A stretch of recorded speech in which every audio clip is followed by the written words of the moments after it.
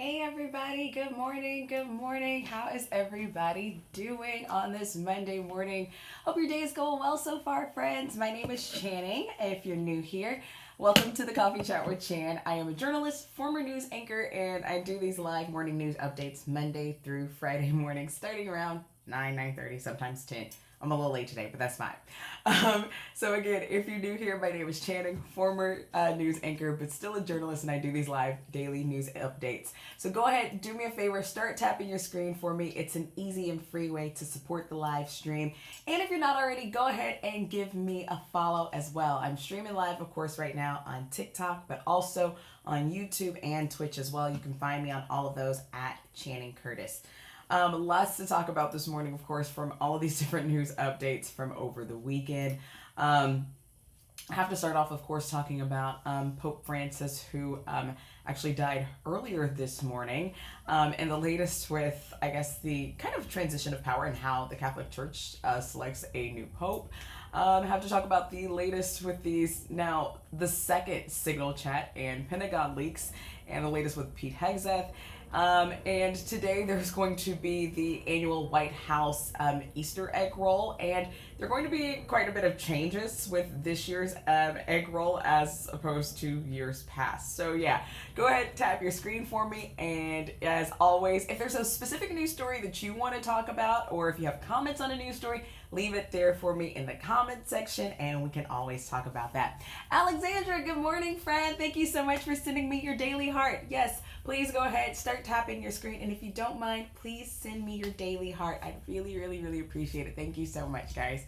How's everybody doing this morning? Yeah, let's start off by telling me, go ahead and put in the comment section how you're doing this morning, because let's start off on this Monday with something a little light. I hate starting off on, with the week with such hard news. Good morning, Alexandra. How are you doing, friend?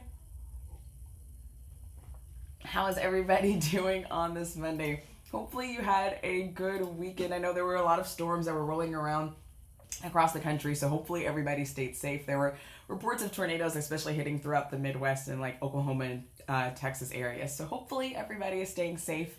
Good morning, everybody. I see a lot of new people joining, so I want to give some people a chance to join this morning. Again, if you're new here, my name is Channing.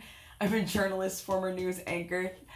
Joyce Lopez, thank you for the follow. Thank you so much. Yeah, I do these live morning news updates Monday through Friday, starting around 9:30 in the morning, and just kind of update you on some of the news that you might have missed, and we just have a conversation about it. So I kind of present to you the information, and we talk about it. As always, if there is a story that you want to know more about, or if there's a story that you want to specifically talk about, leave it there in the comment section, and I'm happy to talk about it and discuss it with you. So yes, that's just kind of how it works around here. So I guess we can kind of start off by talking, of course, the biggest trending story that's happening really around the world right now is the fact that Pope Francis died earlier this morning. Pope Francis, of course, the head of the Catholic Church, died at the age of 88. Now, he served as the Pope, as the head of the Catholic Church for 12 years, and was the first Pope from Latin America. Miss Ruth, thank you for the follow. Thank you so much. So yeah, there was a huge deal for him to be the first Pope from Latin America, believe it or not, in all of the years that the Catholic Church has had a Pope, that he was the first one from Latin America. So now the Catholic Church works on their transition and works on selecting a new Pope, which is really a fascinating time for the Catholic Church. Even as somebody who's not Catholic, I'm Protestant, but it's really interesting from a historical perspective.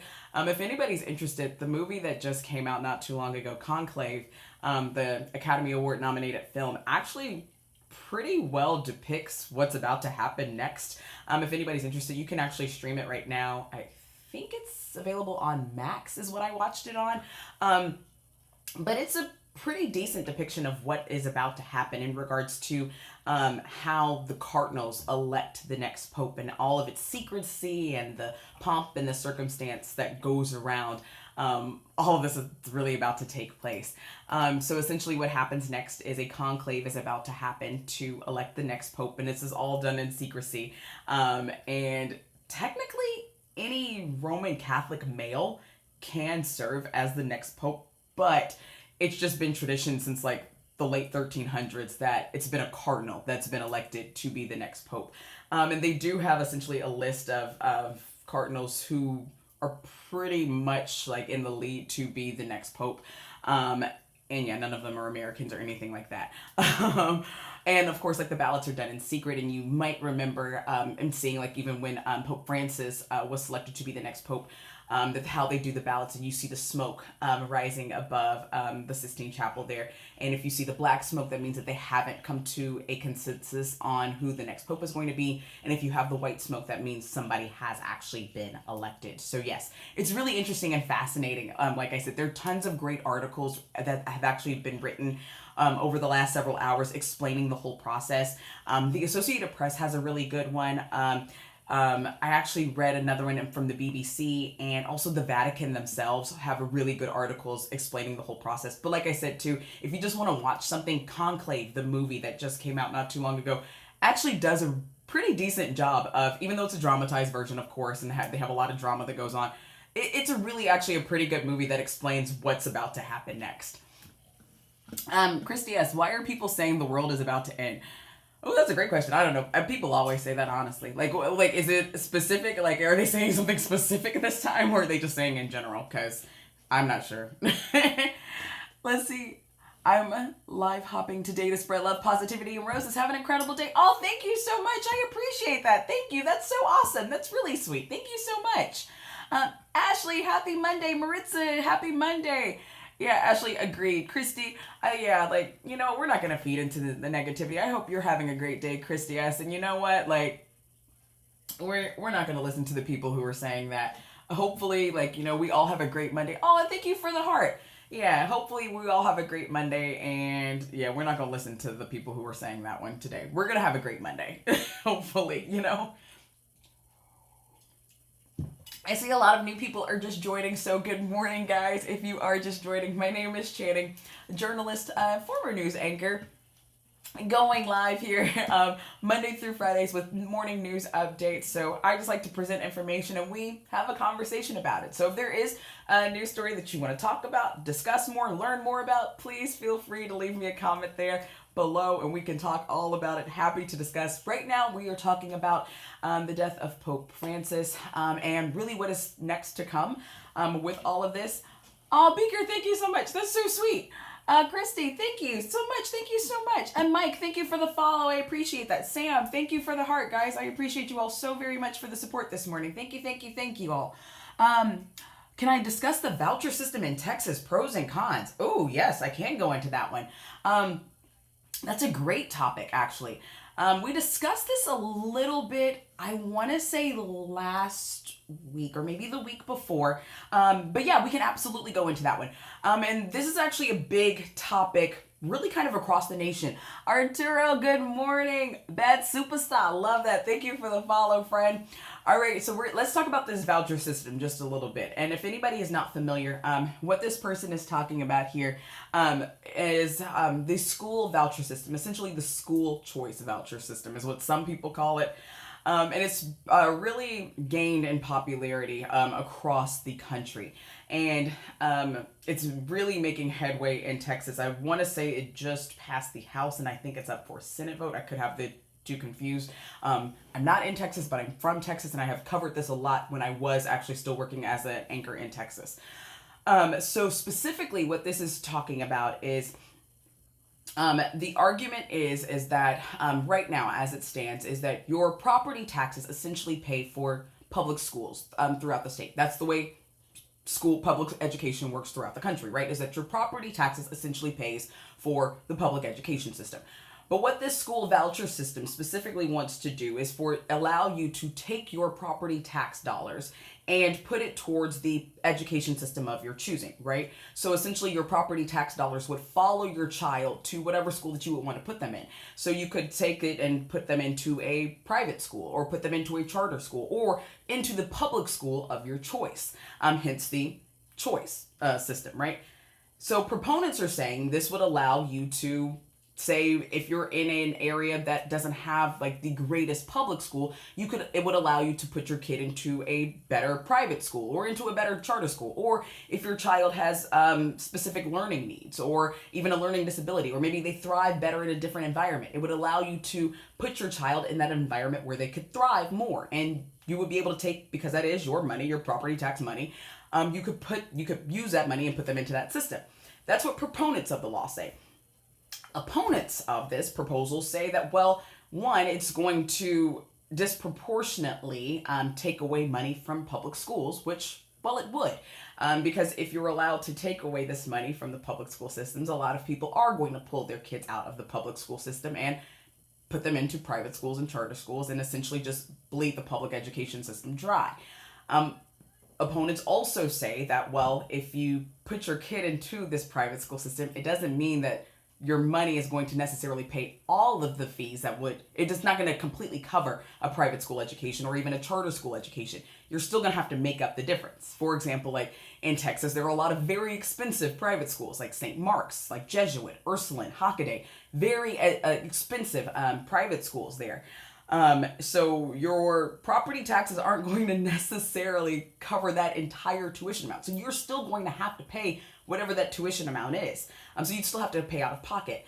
So you would have people, for example, in very high income areas that have very high property tax values that would take away that amount from a public school system and then put it towards a private school. And therefore that public school in that area wouldn't receive that funding. So there are two different schools of thought there. So hence the fighting.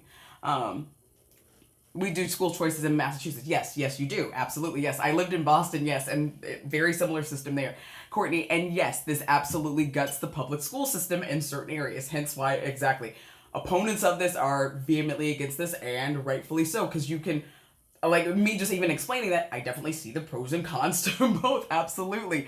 Trish, thank you for the heart, friend. Thank you so much. Dev, thank you for the follow. Thank you so much, everybody. Thank you so much. Lawrence, thank you for the follow. B. Burgess, good morning. So yes, there are, and it's really interesting to me because, so when I was working as an anchor and reporter in Texas, I went to actually a lot of these meetings with different school boards throughout different parts of Texas, because at this time it was just beginning to be discussed really. And it was very interesting seeing parents on both sides of the fence, because I actually saw a lot of parents within some of these really big school districts. And I'm talking like the biggest school districts. We're talking about Houston School District, Dallas School Districts, and parents within these inner city school districts who were really proponents of this. And I understand it from their perspective as well, because they're saying, listen, our public school systems are dying. Like, my kid can't thrive here and I have no recourse. And I understand what they're saying, because they're from their perspective, they're like, we are not getting any help. You're not pouring any more money into our schools. Our books are old. We don't have the resources that these other school districts do. Give me an opportunity to help my child get out of here. I get what they're saying, but I also see the flip side of it. Like, I also see other people who are saying like, no, if you pull your kid and your money out of our school district, then the rest of our children are going to suffer too. So it's just, I understand it. I definitely understand, and I can see both sides of this, and I can see how it can be a very, very slippery slope.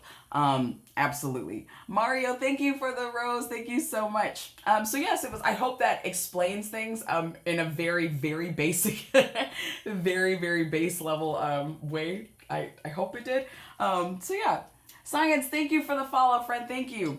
And absolutely, like, I definitely see both sides. I don't think this is I think this is one of those issues that is definitely not one size fits all. It is not a black and white issue at all. It's so multifaceted. It's so nuanced. And when I hear people just almost kind of screaming into the void saying one way or another, I'm like, no. There's so many layers to this. I mean, especially when you're talking about education and you're talking about children's needs. I'm like, everybody learns in a different way, and everybody, every kid has a different set of needs, and you can't say just because, well, your kid has this specific set of needs, well, if you take your kid out, it's going to drastically impact somebody else. So it's so hard. I would not want to be in charge of this decision for anything. Like, I just really would not even a little bit. Courtney, thank you so much, friend. Thank you. I appreciate it. Thank you so much. Let's see what you guys are saying in the comments. Let's see. Christy, if the money is for our child, how does it hurt other kids and the school as a whole? Oh, no. So that's a great question. Great question. So, because what would happen is, for example, say there are 10 houses in a neighborhood, right? And all 10 of those houses all have money that are going into one school, right? Say just those 10 houses are the only funding or the only ways that are bringing in money into this school, right? Let's just negate all other types of funding, right? Just for this example's purposes, right? And out of all those 10 houses, 3 of them decide to take their kids out of that public school. They decide to move them to a private school or a charter school, whatever. Well, then you're only left with 7 houses that are left funding that that specific school. You see what I mean? So the funding drastically drops. So you had a school that was already slightly underfunded, and now it's even more underfunded. Now they have even less resources. You see what I mean? So it's just a very slippery slope. And so yes, you might have more people come in. There's a chance that you have more people come into that school and bring in money and bring in dollars. But more likely than not, because the school was already struggling to begin with, you're not going to have more people come in. If anything, you're going to have more people leave. And then what's going to happen is you have the people who don't have a choice, the people who don't have an option to go, say, to a charter school or private school because they don't have the money necessarily to make up that cost difference between how much they have in property tax dollars and what that tuition amount is. Well, then they're stuck at the school with even less resources than what they had before. And that's kind of the argument there. So yeah, it's really, really interesting. It's a lot. Like I said, like it's so nuanced and it's a lot. But like I said, like I see both sides of it because from a parent's perspective, I understand you want the best for your kid. And if you're seeing like you're in this neighborhood, you bought this house and you're like, listen, our schools right here are dying. I want the best for my kid. I should be able to take my property tax dollars and put my kid in XYZ school. I mean, if I'm a parent, I would say the same thing. Like, you know? And Chris, absolutely, yes. Yes, they do. Send kids to school all the time. Yes. So yeah, if I'm a parent, I don't know. I think if I'm a parent, I probably am a proponent of it. I mean, I think I am. I mean, to be fair, I'm not a parent. But I can understand being pro school choice, you know, like, and wanting the best for my kid. I understand it. I really do. So yeah, I really do. In Texas, I think it hurts more rural school districts than the big one. Some, yes, but man, some of these, Dallas ISD, like I grew up in a school district around Dallas. And man, Dallas ISD, Houston ISD, rural school districts, it would hurt too, for sure. Absolutely. No question. But yeah. And yes, it's kind of, yeah, it is kind of, yes. But like not to the extent that they want it to be. Yeah. And very true, Argento. Absolutely. And not as widespread. Like it is in some places, absolutely. In Texas, they want it's being proposed to be statewide, and enacting like this specific voucher system. In some states, for example, it is already in effect. But yes. Yeah, this is a good one. Thank you for asking. That's a great one. The Texas State Representatives is locked in on this. Can't remember his name. Yes, James Tallarico. Yes, Rob J. Thank you for that. Yes. Absolutely. Thank you guys for everybody just joining. I see there's a lot of new people just joining. Also, thank you guys for all of the likes, all of the gifts this morning. Thank you so much.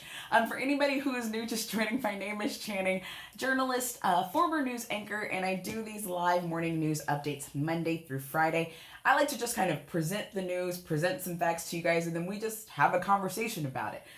We can agree, we can disagree, but what we do is we always keep it classy. We do not ever disparage each other in the comments. That's not what we do around here. So yes, we have a nice, intelligent conversation about the trending news topics of the day. And so yeah, that's what we do around here. Let's see what you guys are saying. Christy, towns need more trade schools. They are so hard to get into. Oh man, I could go on for like days and days and days about trade schools and why they are no longer around, and what happened to them specifically. But I think a lot of y'all gonna get mad at me about that. About what happened to them very specifically. But it's fine. And it was there's a very specific reason why trade schools are no longer around. But it's okay. My daughter got waitlisted oh yeah. Trade schools are, oh yeah. It was one of, it's a very sad thing. And it's clear anytime, like notice also like anytime like there's a natural disaster or anything like that. And people always talk about like how you can't find roofers or plumbers or anything like that. And they're like, oh, well, we have a huge need for all of these trades. Yeah, exactly. Rob J. Cindy, what happened to trade schools? I went to one. Oh, tons of people went to trade school. So it's really funny. So, gosh. So my mom actually owned a trade school. She started a trade school back in 2002, 2001. She was actually one of the only black women who owned and started a trade school at the time in the country. And at the time, there was a very concerted effort by a lot of the community colleges throughout the country and by the administration at that time to close trade schools and career colleges. Some of them were predatory. I will be the first to admit that. You definitely had bad apples. You had some that were absolutely like preying on a certain set of students, but you had others where it was just a competition thing, and it was an elitist thing to where it was a competition for dollars, right? And you had people out there who just did not believe that, plumbers, electricians, nurses aides, medical assistants, people like that didn't need financial aid to go to school, that they should have to pay out of pocket kind of thing, because that's what trade schools were doing. They were giving financial aid to people who were going to schools for these trades and getting them in and out in a year. Because the thing is with trade schools, in which most people didn't realize, is they were the only type of education, of higher education, that was required by law to help you find a job. They had job placement rates, they had graduation rates, all of those kinds of things. No other type of higher education had to adhere to those types of guidelines or anything like that. And it was part of their accreditation.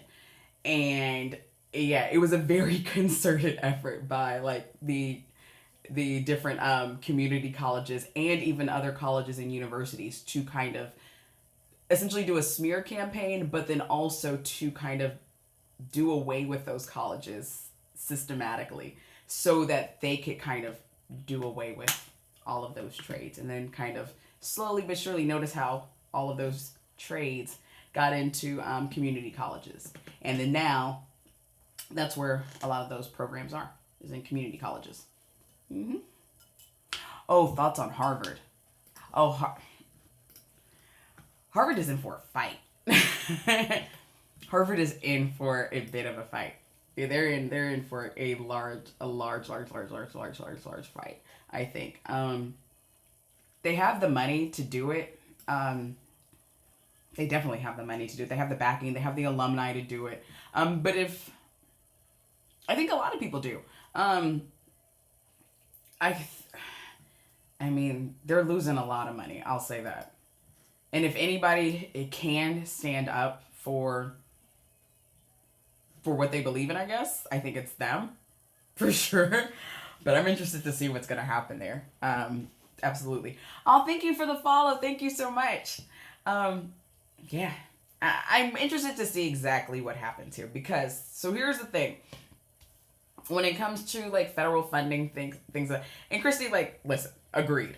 Now, I have forever said this one, like, and again, because my mom owned a trade school, I went through a lot of training with a lot of, for higher education, for financial aid, all of these kinds of things.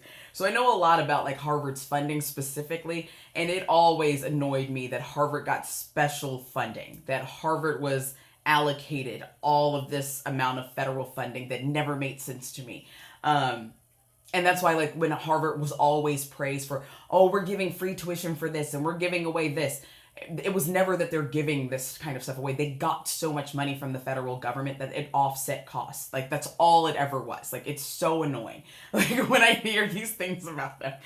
So I'm glad now that people are finally kind of seeing, like, how much money Harvard actually gets, that them losing this federal funding does not faze them at all, because they also get so much in from their alumni. So that's what I'm like, they're probably one of the few schools that could take on the Trump administration and take on this fight. Because honestly, if the Trump administration did this to any other school, it would gut them. Absolutely just gut them completely. They wouldn't be able to do anything. They wouldn't be able to stand up and fight. That's why, like, Columbia is having the cave. Every other school is having the cave. Whether or not they even want to, whether or not they agree with him, it doesn't really matter. They just can't afford to lose that kind of money and still operate. They just can't. Harvard is very, very different, and they can't fight. Their alumni alone can fight him, and that's what it looks like they're doing. So I'm interested to see how this whole thing plays out, honestly. I really am. See, the bottom line is, if people treated everybody the same, there wouldn't be a need for DI anything. That's very true, actually. That is true. Trump admin said there was a mistake. Oh, did they? I didn't know that. That's interesting.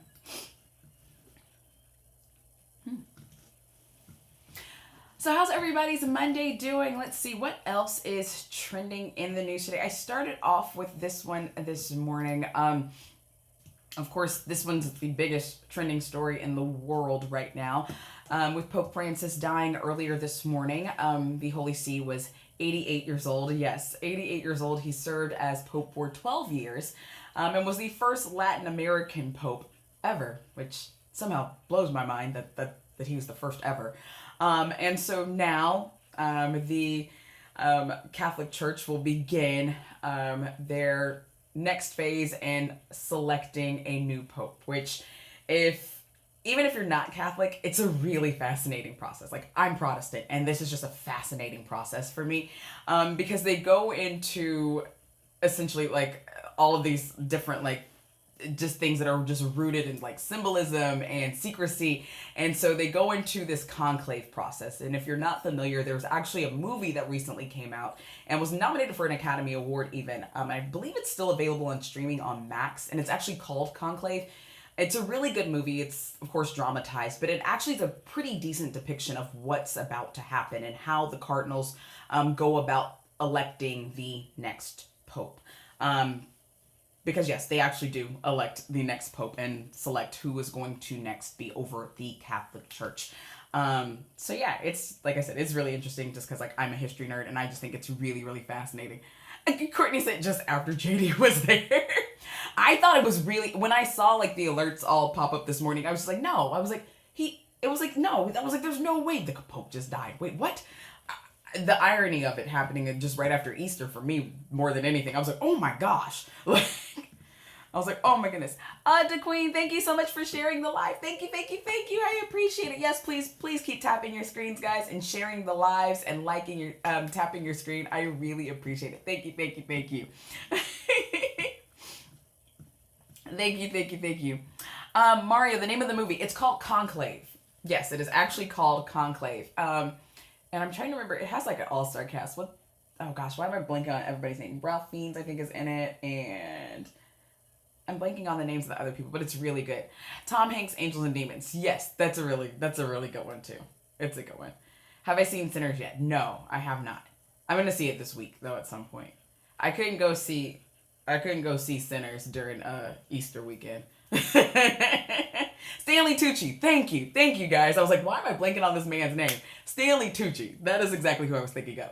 Yes, it's really good. It's a good like depiction of like what's about to happen next. If anybody's like interested in seeing like exactly, but there's also a lot of articles like if you're interested because there's, like I said earlier, like there's a lot of pomp and circumstance that's about to happen over the next like several days and weeks, and there's a lot of formality in regards to like how many days they have to wait before they let him lie in state, how many days they have to wait before the funeral, how many days they have until like the cardinals are all assembled, like all of these different kinds of things. Like there's a lot that goes into it, a lot of ceremony, and there's so many rules that have been in place for like hundreds of years kind of thing. So yeah, it's just really fascinating. I don't know, like I'm going to see it. I'm going to go see it probably this week. But yeah. I'm excited to see it. I think it's going to be a great movie. Oh no, what did I just do? But so yeah, that one is a huge one that happened. I've heard pretty good reviews about Sinners, so I'm pretty excited about seeing it. Anything with Ryan Coogler and Michael B. Jordan. They've all been good in the past, so. Do they have a time frame? Not really. Well, okay, yes and no. They have a time frame for when the conclave has to begin. And I'd have to do too much math to count exactly when that is. Because I know, like, the funeral is broken down into, like, 3 separate phases. And then, like, the conclave has to start between 15 and 20 days after the Pope's death. So, yeah, the conclave has to start essentially at some point within the next, like, 2 weeks. But essentially, I don't know if there's, like, an exact time frame on how long the conclave can last. Not that I know of. I don't know. So that's a good question, though. If I'm not mistaken, though, I'm trying to remember, like, vaguely remember, like, before Francis, I want to say, was it John Paul? I remember, like, one being very, very short, and I remember one being very, very long. Like, yes, the color smoke. So, like, there's a black, like, you'll see the black plume of smoke, which means that they have not come to a consensus on who the next pope will be. And you'll see a white plume of smoke, meaning that they have elected a new pope. And then someone comes out and makes the announcement as to who the new pope will be. So, yes. Benedict, thank you.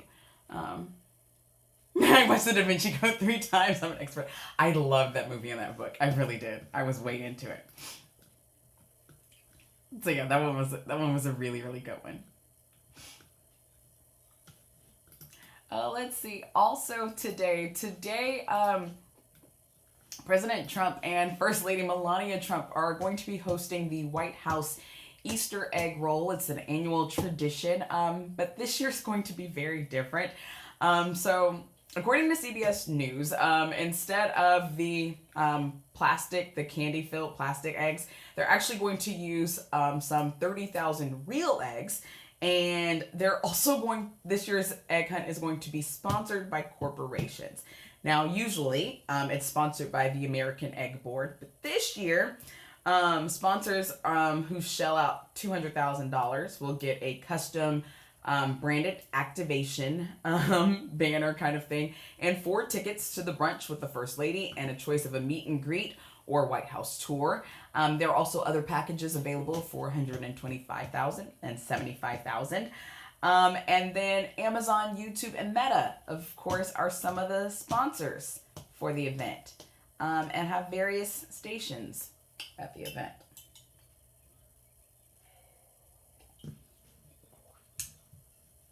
I think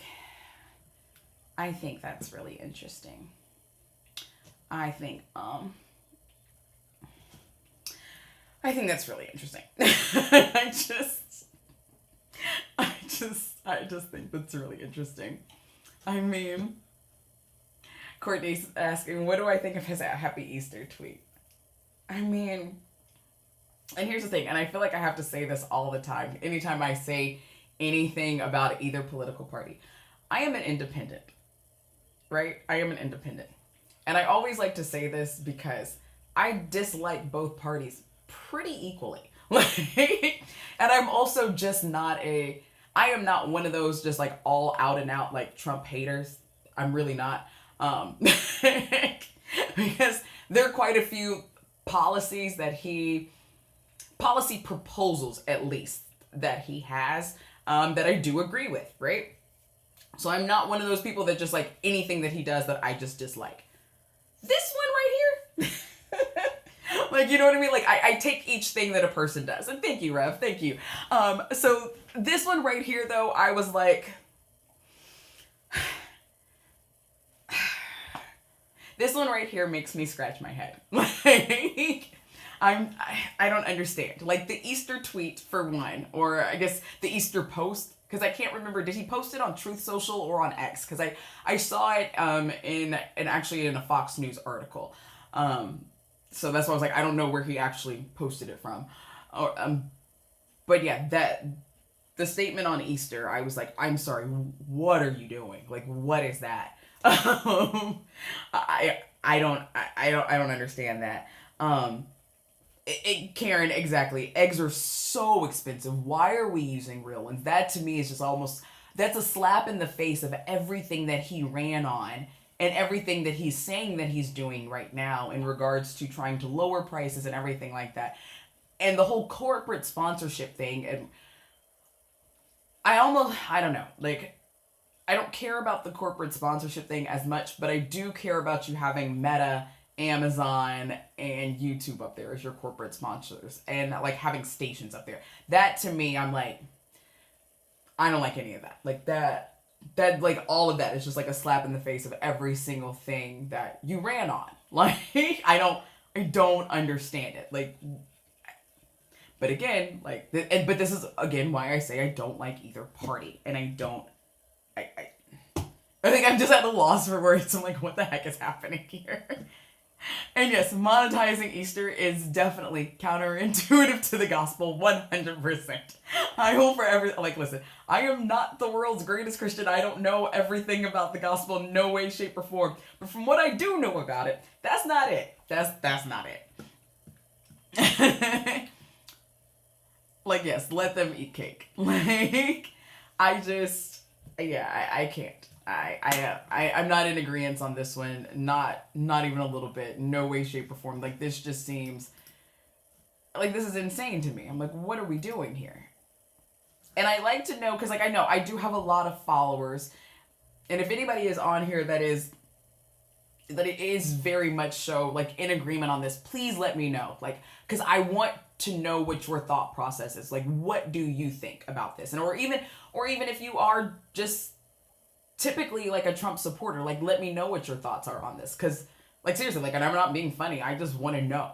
Like, what do you think? I really want to know. I really would like to hear, like, the justification. Or not even just the justification. Like, just what your thoughts are.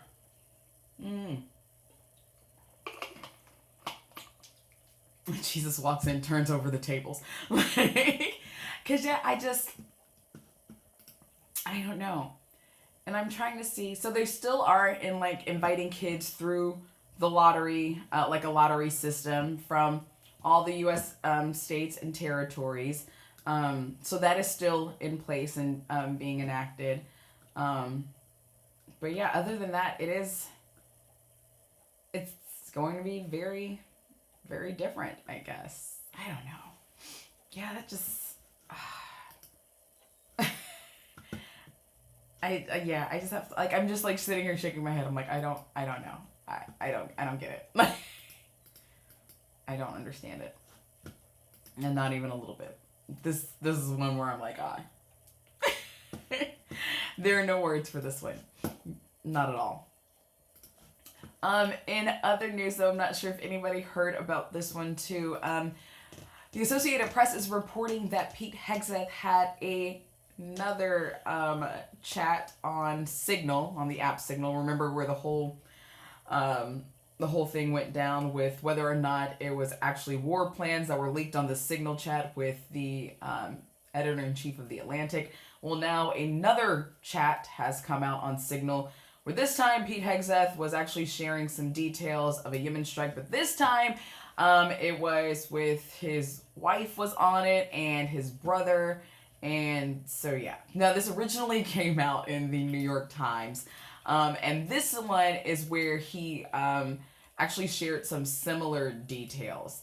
Now, I'm reading from the Associated Press here. It says, a person familiar with the contents and those who received the messages spoke on condition of anonymity, confirmed the second chat to the Associated Press.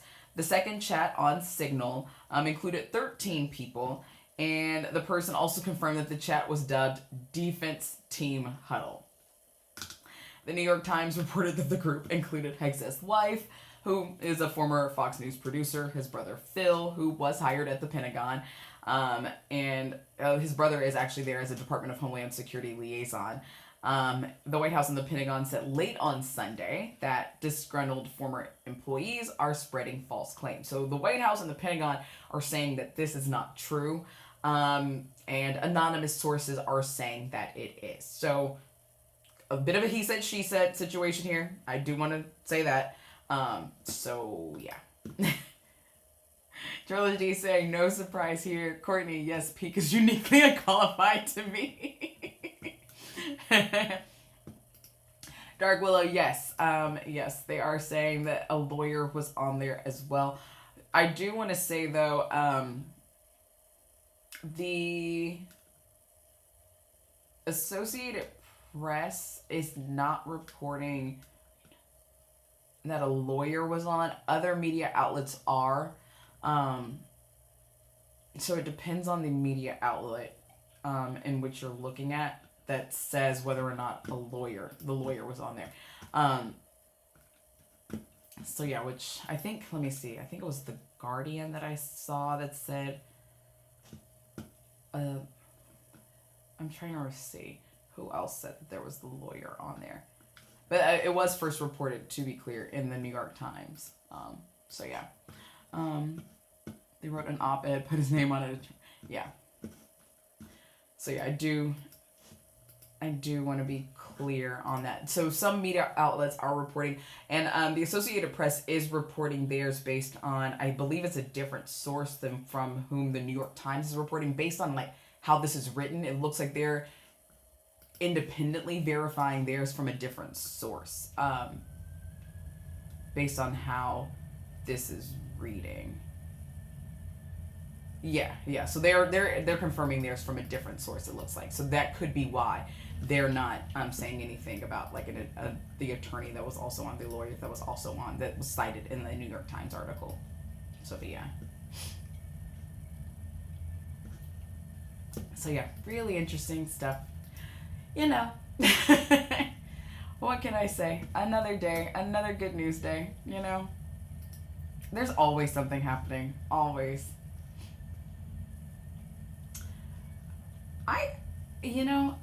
And I'm trying to remember back, because Courtney, you said something interesting there. They're talking about like this is all on those Republicans who voted to confirm him, and I'm really trying to remember back to his confirmation hearing, because I do remember, of course, like all of the questions that came up in regards to his drinking and even in regards to like his experience. But honestly, if I'm not mistaken, I feel like they lobbed a lot of softball questions at him specifically, that they really didn't do to anybody else. Like, I feel like other people got a lot harder questions than he did. And it could be that I'm remembering this wrong, because again, I watched so many confirmation hearings. But if I'm not, like, I do vaguely remember thinking just like, wow, they're not really going hard at him like I expected them to. Especially just kind of giving his background. Like, I would have thought that they would have really harped on him, like with just more, especially like somebody who's supposed to be your Secretary of Defense. I would have thought they would have asked him more defense type questions about, what are his plans, like those kinds of things, and they just really didn't. And that's what kind of got me. Like, they were really harping just more on him personally and like his background, like, yeah. And then Courtney, like, they didn't really touch on anything that I don't know, like they didn't ask him anything that was job related, you know, like, and that's what it was. It was just weird to me. But no, like that's the thing. But like they didn't really ask him. And like I said, like I could be remembering this wrong, but I don't really remember people asking him much about the job on either side. Like I don't remember people asking him a lot about like, what are you going to do in this instance? What is your plan for this? What is your plan for that? Like everybody who was asking him stuff was asking him about, well, you're drinking on the job, and what about like and they were asking him stuff about mostly about his past. And like, you know, like it was mostly about stuff that had already happened or about his past or about, nobody really asked him about like, well, what is your plan for this? Or what are you going to do in this instance? And what are you going to do if this happens? And that's, I feel like that would have been a better, I don't know, maybe it's just me. I feel like that would have been, oh yeah. Like they were, everybody to me was asking him softball questions. I don't think anybody did a good job of asking him anything really tough or mind-blowing. Like, I don't remember watching his confirmation hearing and coming away knowing anything other than what I knew about him already. Not one single thing. Like, I wasn't shocked, I wasn't surprised, I was just, okay. Like, he didn't say anything earth-shattering, he didn't, like, nothing. Not one thing, not a question, like, nothing. So, like I said, maybe I do. Maybe I need to watch it again, but like I said, I didn't remember. Like, there are a couple that I remember being like, oh, okay, like, that's interesting, that's different, like, you answered something, but, yeah. Yeah, I agree. Like, I didn't think, they didn't do anything. Not one single thing on that one. Mm-mm. Let's see. Let me make sure I am not missing anything big. Yeah, they asked him they were asking him stuff, like, again, like, about his past. Like, they weren't asking him stuff about, like, policy or anything like that. Let's see, Karen, why are the Democrats not fighting back? It's like they gave up. Karen, that's actually a really great point. I've mentioned this one a couple of times in regards to some of the recent poll numbers that have come out within the Democratic Party, or in regards to the Democratic Party. And it's really interesting to me, just kind of the juxtaposition in, I guess, thought. Because within the Democratic Party, Democrats want the Democratic Party to essentially do what you're saying, is stand up more, fight back against Trump more, you know, and keep fighting. And however, people on the outside, right, of the Democrat Party want the exact opposite. They want the Democrat Party to stop fighting so much, to stop being so antagonistic, and to essentially try and bring the country back together. Stop having these two polar opposite ways of thinking, and to just at some point like kind of come back together. So I think it's really, really interesting that you have these complete just opposite ways of thinking from two groups of people who are almost right here together but are really about here. I just think it's kind of fascinating. Dark Willow, we've been protesting unless you mean the officials. Yeah, they're talking about, like, more the officials. More so the officials. Within the Democratic Party, people are saying that they want more of their Democratic leaders to do more in fighting against the Trump administration, and in fighting really against their policies, and fighting, you know, really against the Republican Congress, things of that nature. Exactly. Like Cory Booker has done. Even though, like, you know, it wasn't really a filibuster, it wasn't blocking anything, but, you know, he made a stance. He took a stance. And that's essentially what a lot of these polls are showing, that more people within the Democratic Party are wanting their Democratic leaders, or especially their future Democratic leaders, to do more of that same thing. That they're tired of essentially the Chuck Schumers and the Nancy Pelosi's and the old guard Democratic Party leaders. And which I think is really interesting, they're wanting more of essentially a MAGA camp for the Democratic Party. They're wanting more of that in your face. They're wanting the Jasmine Crockett's. They're wanting that kind of thing. They're wanting the in your face Democrats. They're wanting the, I'm not afraid to go toe to toe with you, and I'm not afraid of being controversial. I'm not afraid of being, you know, antagonistic, or of being, condescending or of being, maybe a little offensive. And I think that's really interesting. I really do. I really do. The left have platformed Anna lately and irked my soul. Yeah.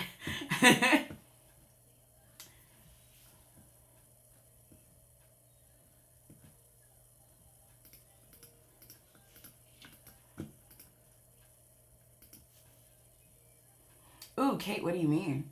At least that's what the news is showing. What do you mean?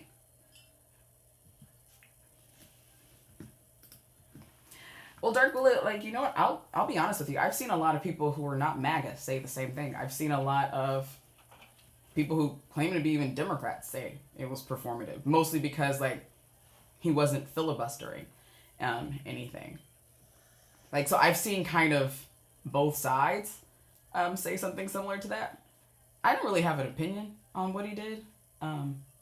Just me personally, I didn't have an opinion one way or another, to be honest. I really didn't. I didn't think it was really anything at all. What I do think, though, I think his move was smart. To me, I think it was the smart move. I think what he did is obviously what he did was look at all of these polls, and he was like, listen, I'm going to listen to what my people within the Democratic Party are looking for.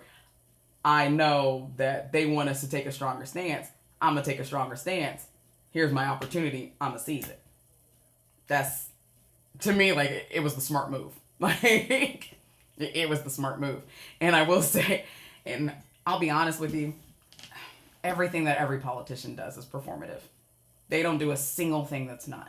Everything they do with a camera in front of their face is performative. Everything. So, they don't do anything without a plan first. So, he was taking the stand which no one else is doing besides AOC, Jasmine Crockett, and Bernie. Other countries, let's see. Please no. I like how there's these differences of opinion. I like it. Oh, let's see. Other countries have more emotional politics and they function fine. True. I like the juxtaposition with no more Jasmine C. Other people saying yes, more Jasmine C. Jasmine won her district with 85%. Yeah, she did. And that's not reflective of the country. Her style won't work. Yeah, I'm actually I'm actually from Jasmine's district. That's my home district. My parents still live in that district. And even within that district, she has mixed reviews there. I'll say that. Even with people within her district. So yeah. I think she works very well for a very specific demographic. I think people who like her really, really like her. And I think she resonates very well, especially with a younger demographic. And I think she resonates very well with that specific type of Democratic demographic that is looking for that in-your-face pushback to the Trump administration, especially right now. I think she does. Where I do not think she works well is with the traditional Democrats, right? Those old school Democrats that really the party is looking to win back. I don't think she resonates well with them, and I think if they want to win back more voters in, say, the next election cycle, I don't know. Yeah, I don't think she is the face, right? I think she could definitely influence some younger voters, but I don't think that's it. I think if anything, if we learned from, what Kamala did in her election, I think if they put Jasmine Crockett up there, then, yeah, no. If putting Jasmine Crockett up there, that means that they didn't learn anything from Kamala. I don't think, I think that's it. Absolutely not. Not at this stage in the game. Mm-mm. I think there's something, I think she would need a lot more time. A lot more tenure under her belt, I think. Yeah, before she could become the face or anything like that, no question. Mm-mm. I do not think that, no. I don't think she could be the face just yet. I just really don't. Mm-mm.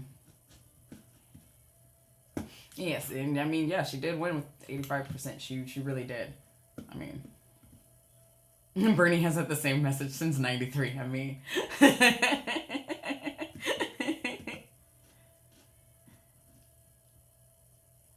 oh, there absolutely are. There are tons of women out there that would probably make a really good first woman president. Absolutely.